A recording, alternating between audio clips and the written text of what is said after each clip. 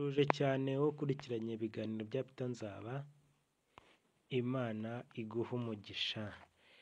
Niba warakoze subscribe ndagushimiye, niba kandi utarakora subscribe ihutire kuyikora kugira ngo tujye tubana mu biganiro byacu bigiye bitandukanye, kandi gukora kugasogera kugira ngo ujye uba uwa mbere mu kubona video yose tuzajya tuba twaporodinze. Uyu munsi tugiye kureba urutonde rw'amwe mu ma application cyangwa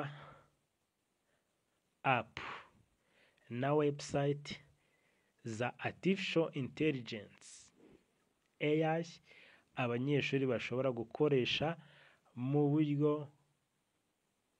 bwo kwiga. Bashobora gukoresha mu buryo bw'ingirakamaro hamwe n'uburyo bwo kwiga AI no kuyikoresha mu bikorwa byabo bya buri munsi. Cyambere, ama application na website za AI za artificial intelligence zifasha abanyeshuri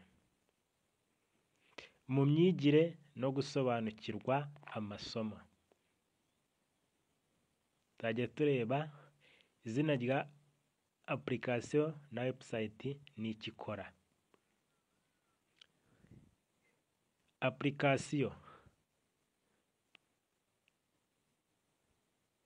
na website, tugiye guhera ku ya mbere.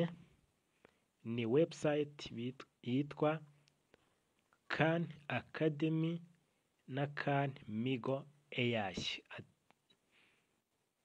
Ikikora gutoza mate cyangwa gukora mate, science, history, economic n'ibindi. Ahangaha igiye kuri Khan Academy, ibyo wayibaza byose bijyanye n'imibare, science, history, economy n'ibindi bigiye bitandukanye iragusubiza. Application ChatGPT nayo ni artificial intelligence, ni AI. Icyo ikora,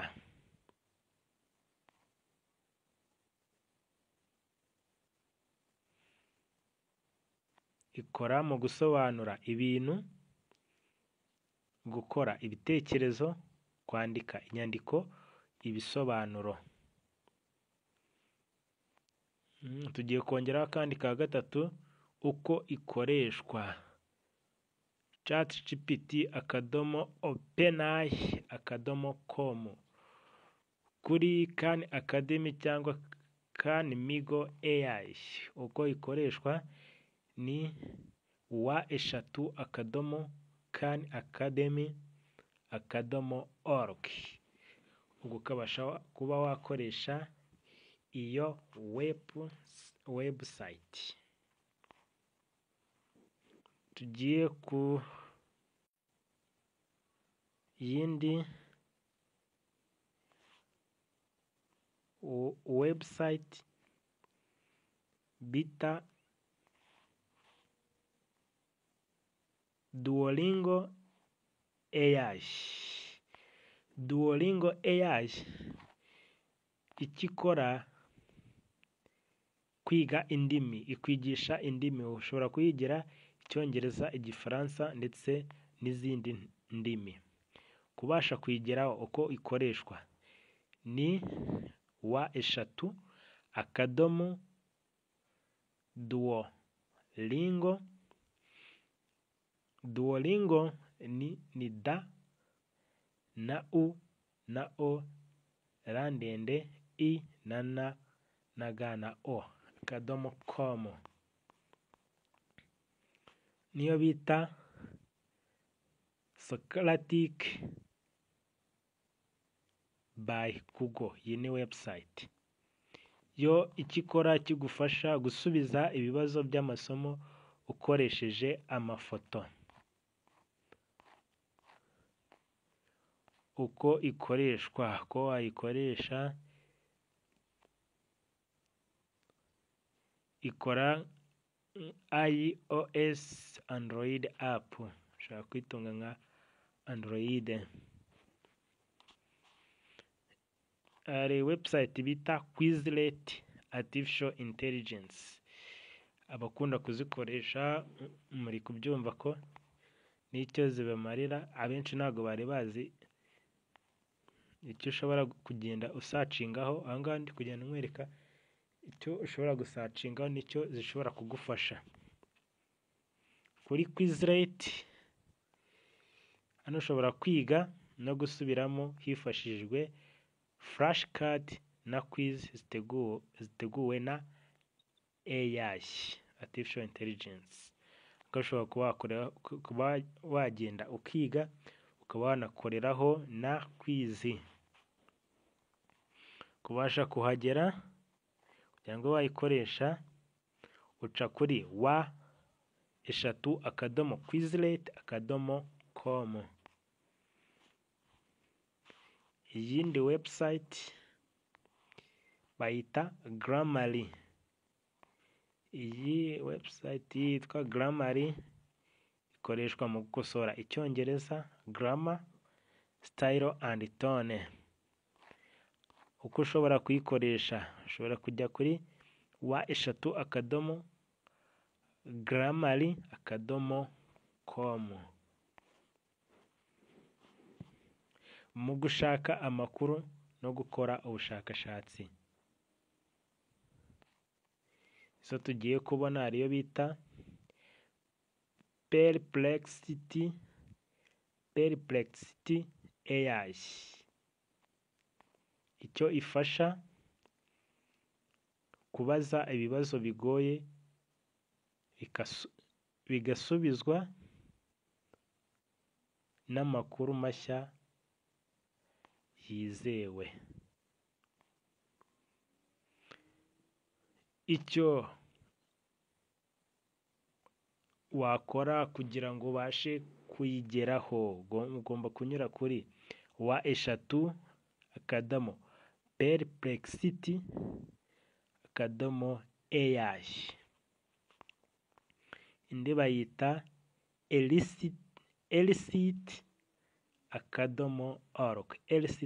elicit.org.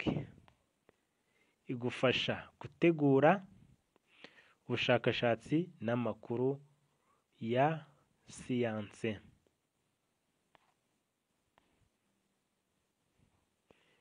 Aho wanyura kugira ngo uyube wayigeraho, wandika wa3.elicit.org.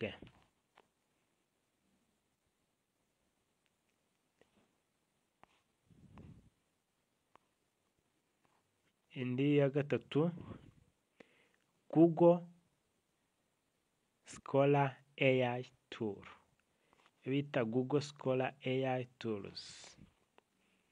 Iyi ngiyi igufasha mu gushaka inyandiko z'ubushakashatsi. Ushobora kuyigeraho unyuze kuri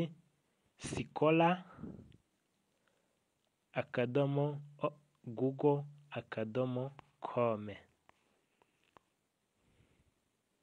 mu kwandika no kunoza ibitekerezo, ushobora gukoresha aya application n'ama website. Notion AI igufasha mu gutegura no gufata imyanzuro, notes, ideas and planning. uko wayikoresha, wanyura kuri www cyangwa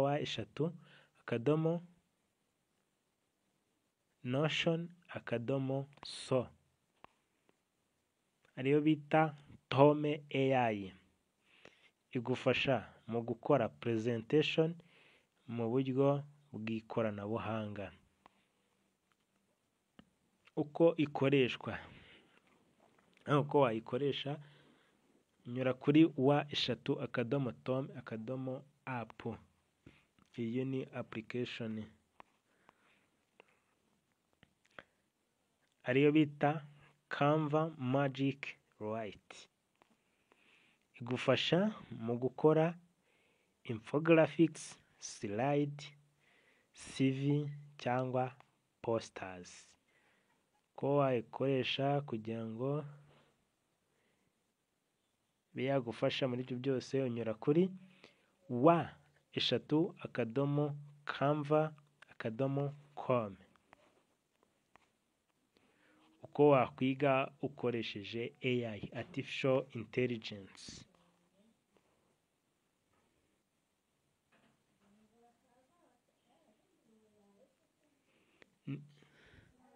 Ushaka kwiga ukoresheje AI, hari amasoko meza